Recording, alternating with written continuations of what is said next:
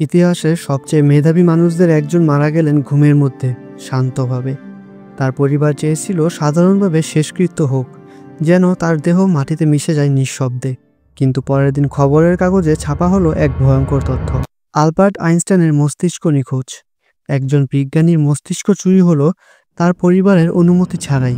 কিন্তু কেন? এটা কি কৌতূহল নাকি পাগলামি? কেন কেউ একজন এমন এক মহান মানুষের মস্তিষ্ক নিজের কাছে রেখে দিল গোপনে, বছরের পর বছর? আজ সারসংক্ষেপের এই পর্বে আমরা জানব আইনস্টাইনের মস্তিষ্কের অদ্ভুত যাত্রা এবং এর পেছনে সে ভয়ঙ্কর সত্য যা বিজ্ঞানকেও ভাবিয়ে তুলেছিল।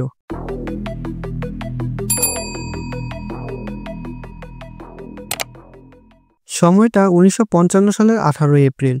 প্রিন্সটন হসপিটালে সকাল 1:15 আলবার্ট আইনস্টাইন শেষ নিঃশ্বাস ত্যাগ করেন। বয়স তখন 76।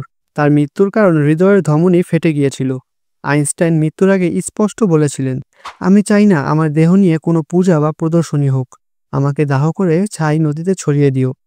কিন্তু পরের দিন সকালেই হাসপাতালের এক ছোট্ট ঘরে ঘটল এমন কিছু যা পরবর্তী 40 বছর ধরে বিশ্বের অন্যতম বড় বৈজ্ঞানিক রহস্যে পরিণত হয়ে যায়।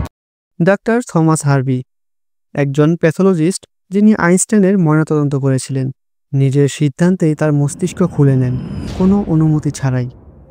এবং এখান থেকে শুরু হয় এক ভয়ঙ্কর যাত্রা, আইনস্টাইনস ব্রেন জার্নি। থমাস হার্ভি ছিলেন তখন প্রিন্সটন হাসপাতালে কাজ করা এক সাধারণ প্যাথোলজিস্ট। তিনি নিজে কখনোই বিখ্যাত ছিলেন না, কিন্তু আইনস্টাইনের মৃত্যু যেন তার জীবনের মোড় ঘুরিয়ে দিয়েছিল। হার্ভি দাবি করেছিলেন তিনি আইনস্টাইনের মস্তিষ্ক সংরক্ষণ করেছেন বৈজ্ঞানিক গবেষণার উদ্দেশ্যে। তিনি বলেন, আমরা এমন এক মানুষকে হারালাম যার মস্তিষ্ক মানবজাতির জন্য সম্পদ, আমি শুধু তা রক্ষা করেছি। কিন্তু সমস্যাটা হলো আইনস্টাইনের পরিবার এটা কখনো অনুমোদন করেনি। বরং তার ছেলে হান্স আলবার্ট আইনস্টাইন খুব রেগে যান যখন জানতে পারেন তার বাবার মস্তিষ্ক কেটে নেওয়া হয়েছে গোপনে। তবুও পরবর্তীতে কিছু শর্তে পরিবার রাজি হয়। তারা বলেছিল যদি এই মস্তিষ্ক সত্যিই বৈজ্ঞানিক গবেষণায় ব্যবহৃত হয় এবং সেটি জনসম্মুখে প্রদর্শিত না হয় তাহলে সমস্যা নেই। কিন্তু বাস্তবে যা ঘটেছিল তা অনেকটাই অন্যরকম, যা জানলে হয়তোবা আপনিও কল্পনার সাগরে ডুবে যাবেন। কি ছিল সেই সত্য জানতে হলে অবশ্যই দেখতে হবে পুরো ভিডিও। আইনস্টাইনের মস্তিষ্কের ওজন ছিল 1230 গ্রাম, যা গড় মানুষের তুলনায় কিছুটা কম। ডাক্তার হার্ভি পুরো মস্তিষ্কটি 240 টুকরোতে কেটে ফেলেন এবং প্রতিটি টুকরো আলাদা আলাদা জারে ফরমালিনের মাধ্যমে সংরক্ষণ করেন। তারপর সেই টুকরোগুলোর স্লাইড তৈরি করেন মোট প্রায় 12,000 স্লাইডে। অবিশ্বাস্য শোনাচ্ছে, তাই না? আরও অবিশ্বাস্য বিষয় হচ্ছে এই স্লাইডগুলো তিনি ডাকযোগে পাঠাতে শুরু করেন পৃথিবীর বিভিন্ন বিজ্ঞানীদের কাছে, জার্মানি, কানাডা, জাপান এবং মার্কিন যুক্তরাষ্ট্রের ল্যাবে। কিন্তু এর কোনো সরকারিভাবে অনুমোদন ছিল না। সবকিছু হচ্ছিল গোপনে। হার্ভি যেন এক রহস্যময় চরিত্রে পরিণত হন। একজন বিজ্ঞানীর মস্তিষ্ক নিয়ে নিজের জীবনের বাকি সময়টা কাটিয়ে ফেলেছিলেন এই মানুষটি। এই ঘটনার পর ডাক্তার হার্ভি তার চাকরি হারান। প্রিন্সটন হাসপাতালে তাকে বরখাস্ত করা হয়, কারণ unauthorised removal of body parts. তারপর কি হলো জানেন? তিনি তার গাড়ির ট্রাঙ্কে আইনস্টাইনের মস্তিষ্ক নিয়ে চলে যান কানসাসে। সেখানে তিনি বছরের পর বছর এক ল্যাবরেটরি ভাড়া করে গোপনে গবেষণা চালাতে থাকেন। অনেক সময় তিনি বাড়িতেই সে মস্তিষ্ক জারগুলো রাখতেন, এমনকি তার রান্নাঘরের নিচেও ছিল কয়েকটি। কেউ কেউ বলে তিনি নিজের বন্ধুদেরও মাঝে মাঝে মস্তিষ্কের স্লাইড দেখাতেন পার্টিতে, যেন এটা কোনো প্রদর্শনীর বস্তু। অনেক বছর পরে কিছু গবেষক সত্যিই আইনস্টাইনের মস্তিষ্ক পরীক্ষা করেন। তাদের মধ্যে অন্যতম ছিলেন কানাডার নিউরোসায়েন্টিস্ট ডক্টর মেরিয়ান ডায়মন্ড। 1985 সালে প্রকাশিত এক গবেষণায় তিনি দেখান আইনস্টাইনের মস্তিষ্কে ছিল গ্লিয়াল সেল সংখ্যা সাধারণ মানুষের তুলনায় 17% বেশি।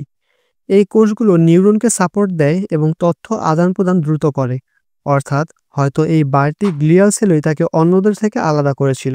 আরেকটি গবেষণায় দেখা যায় তার প্যারিটাল লোব, যা গণিত ও দৃশ্যমান চিন্তাধারার জন্য দায়ী, তা ছিল কিছুটা অস্বাভাবিক আকারের, যার ফলে স্পেটিয়াল রিজনিং ও ইমাজিনেশন ছিল অসাধারণ শক্তিশালী।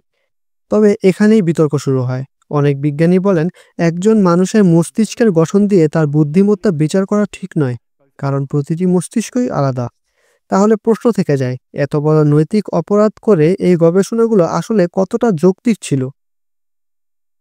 1990-এর দশকে এক সাংবাদিক মাইকেল প্যাটার্নিটি ডাক্তার হার্ভির খোঁজ পান এবং তাকে ট্র্যাক করতে থাকেন।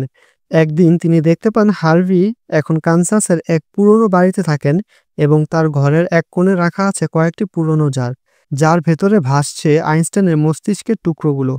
পরে প্যাটার্নিটি তাকে নিয়ে লিখেন বিখ্যাত বই ড্রাইভিং মিস্টার অ্যালবার্ট, যেখানে তিনি বর্ণনা করেন কিভাবে হার্ভি তাকে নিয়ে রোড ট্রিপে বেরিয়েছিলেন সেই মস্তিষ্ক সহ। ভাবুন, এক বৃদ্ধ ডাক্তার ও এক সাংবাদিক গাড়ির সিটের নিচে রাখা এক জারে আইনস্টাইনের মস্তিষ্ক নিয়ে ঘুরছেন সারা আমেরিকা। 2007 সালে ডাক্তার হার্ভি মৃত্যুর আগে সেই মস্তিষ্কের অবশিষ্ট অংশ ফেরত দেন প্রিন্সটন হসপিটালে।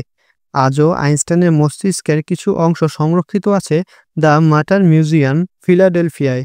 সেখানে কিছু টুকরো প্রদর্শনীর জন্য রাখা, যদিও আইনস্টাইনের পরিবারের অনেকে আজও মনে করেন এটি এক ধরনের সায়েন্টিফিক ভায়োলেশন, কারণ তার শেষ ইচ্ছা ছিল স্পষ্ট। তিনি চাননি তার দেহ বা অঙ্গ কোনো গবেষণায় ব্যবহৃত হোক। এখানে এক গভীর নৈতিক প্রশ্ন উঠে আসে, বিজ্ঞান কি সবসময় নৈতিকতার ঊর্ধ্বে? ডাক্তার হার্ভি হয়তো মানব ইতিহাসের সবচেয়ে বিখ্যাত মস্তিষ্ক সংরক্ষক ছিলেন, কিন্তু বিনিময়ে তিনি হারিয়েছিলেন নিজের সম্মান, পেশা, এমনকি মানসিক শান্তিও।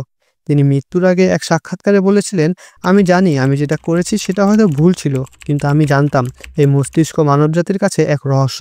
আমি শুধু সেটাকে হারাতে চাইনি। কিন্তু আজ যখন আমরা সায়েন্স এথিক্স নিয়ে কথা বলি, এই ঘটনাই হয়ে ওঠে এক শিক্ষণীয় দৃষ্টান্ত, যেখানে কৌতূহল ও সম্মানের সীমারেখা মিশে গেছে। এখনও বিজ্ঞানীরা নিশ্চিতভাবে বলতে পারেননি আইনস্টাইনের মস্তিষ্কে কোনো সুপার হিউম্যান বৈশিষ্ট্য ছিল কিনা। কিছু গবেষণায় দেখা যায় গঠনগত কিছু পার্থক্য, কিন্তু সেই পার্থক্য বুদ্ধিমত্তার কারণ কিনা তা প্রমাণিত নয়। বরং অনেক বিজ্ঞানীর মতে আইনস্টাইনের আসল প্রতিভা ছিল তার চিন্তার ধরনে। তিনি প্রচলিত চিন্তাধারার বাইরে ভাবতে পারতেন। যদি আমি আলোর গতিতে চলি, তবে সময়ের কি হবে? এই প্রশ্নটাই সৃষ্টি করেছিল আপেক্ষিকতাবাদ তত্ত্ব, অর্থাৎ তার মস্তিষ্ক নয়, তার চিন্তা করার পদ্ধতি তাকে মহাবিশ্বের রহস্য উন্মোচন করতে সাহায্য করেছিল। যে মানুষটি সময় ও স্থানকে নতুনভাবে সংজ্ঞায়িত করেছিলেন, যে বলেছিলেন imagination is more important than knowledge, তার মস্তিষ্কের টুকরো আজও কাছের জারে ভাসছে কোথাও, কিন্তু তার চিন্তা ছড়িয়ে আছে মহাবিশ্বের প্রতিটি কোণে। একজন মানুষ হয়তো মারা যান, কিন্তু তার চিন্তা কখনো মরে না। আর সেটিই প্রমাণ করে প্রতিভা চুরি করা যায় না। তাহলে বলুন, আপনার মতে ডাক্তার হার্ভি যা করেছিলেন তা কি অপরাধ ছিল, নাকি বিজ্ঞানী কৌতূহলের এক চরম উদাহরণ? কমেন্টে জানান আপনার মতামত। আর ইতিহাসের অজানা কিন্তু বাস্তব রহস্য জানতে সাবস্ক্রাইব করুন সারসংক্ষেপ, যেখানে আমরা খুঁজি সত্যের গভীরে লুকিয়ে রাখা বিজ্ঞান।